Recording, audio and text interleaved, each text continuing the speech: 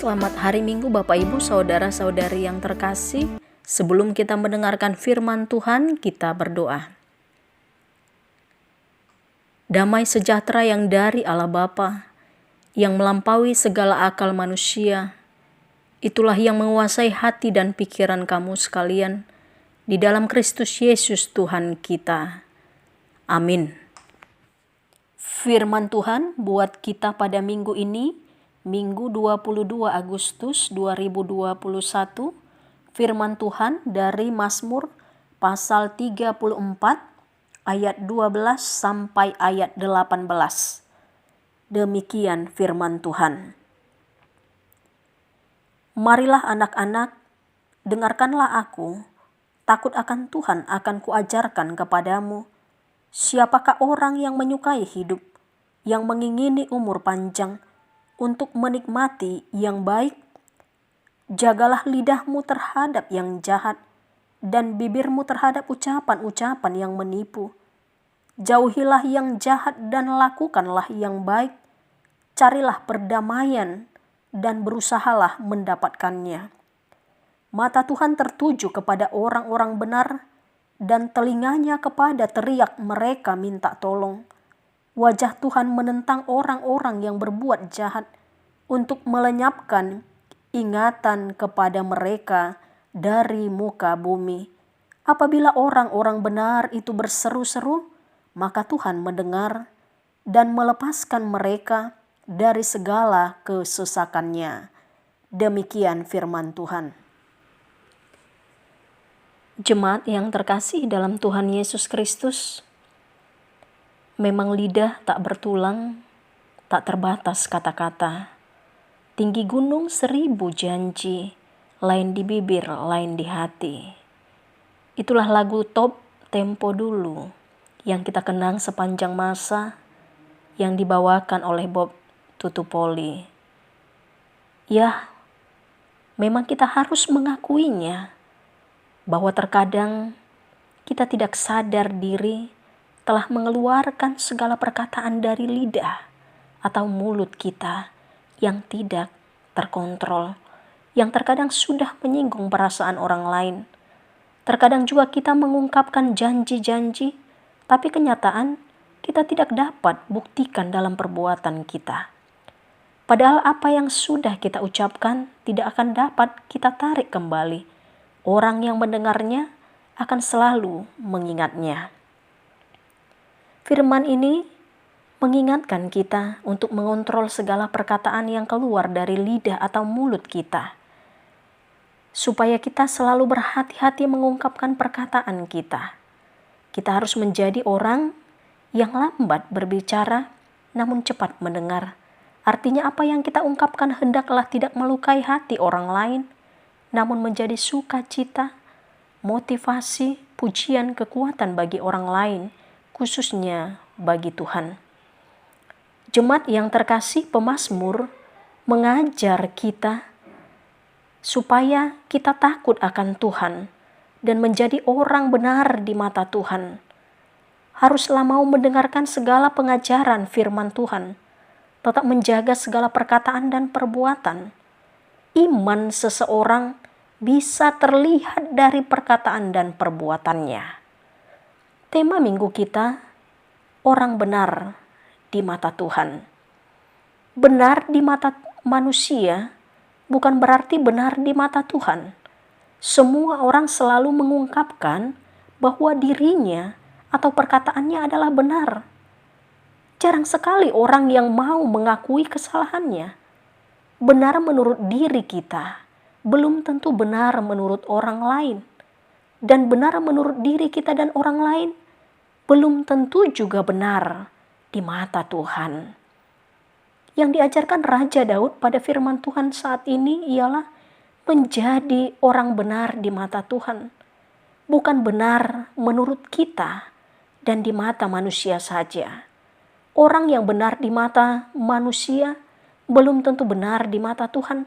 Tapi orang yang benar di mata Tuhan, ia pasti menjadi kesenangan dan sukacita bagi banyak orang.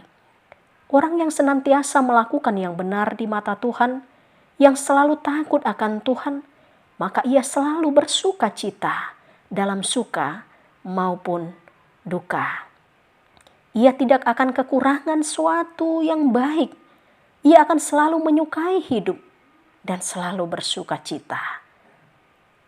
Mengatakan yang benar, menjaga perkataan sehingga hidupnya penuh kebahagiaan, dan ia menjadi kebahagiaan juga bagi setiap orang dan bagi Tuhan. Dan semuanya itu akan memberikan kita umur yang panjang. Ketika kita selalu bersuka cita dan ketika kita selalu menjadi sukacita bagi orang, maka hidup kita akan bahagia, umur kita akan panjang. Namun ketika kita diberi Tuhan umur panjang, pakailah itu untuk melakukan dan menikmati hal-hal yang baik dan benar. Percuma jika kita memiliki umur panjang, tetapi sepanjang umur kita yang panjang itu hanya kita habiskan untuk hal-hal yang tidak baik. Hal inilah yang dialami Raja Daud dalam hidupnya. Untuk itu, Raja Daud ingin mengajarkan hal itu kepada semua kaum muda dan orang percaya, supaya kesaksian hidup Daud juga menjadi kesaksian bagi hidup kita. Daud yang sudah mengalami begitu banyak pengalaman hidup, pergumulan hidup, mencoba untuk mengajarkan apa arti menyukai hidup itu. Inti dari menyukai hidup sesungguhnya terdapat pada takut akan Tuhan. Orang benar, ia akan menyukai hidup, ia akan takut akan Tuhan, dan dia juga akan menjaga segala perkataannya. Segala ucapan yang jahat dan hal yang tidak benar, itu harus dijauhkan dari kehidupan orang-orang percaya. Orang benar akan jauh dari hal-hal yang jahat dan ucapan-ucapan yang jahat. Jemaat yang terkasih, lidah adalah anggota tubuh kita yang sangat kecil, namun dia sangat rentan untuk berbuat dosa. Kita mungkin tidak mencuri, kita mungkin tidak membunuh, kita mungkin tidak berzina, tetapi melalui perkataan kita, kita bisa saja mengutuk orang atau mengucapkan kata-kata yang tidak pantas kepada orang lain. Itu pun sama saja hukumnya dengan berbuat dosa. Bahkan jika kita sudah terbiasa mengucapkan kata-kata dusta, kata-kata yang menyakiti hati orang lain, hal tersebut pun dapat menjadi suatu kebiasaan yang jika kita tidak segera hentikan, akan merusak diri kita sendiri. Kita akan menjadi orang yang tidak dipercayai dan juga akan merusak image orang Kristen atau orang percaya, di mana orang lain akan menganggap bahwa orang Kristen di mana saja sama. Yakobus 3 ayat 5 dikatakan, demikian juga lidah, namun dapat memegahkan perkara-perkara kecil. Lidah itu seperti korek api, kecil, namun bisa membakar hutan yang luas.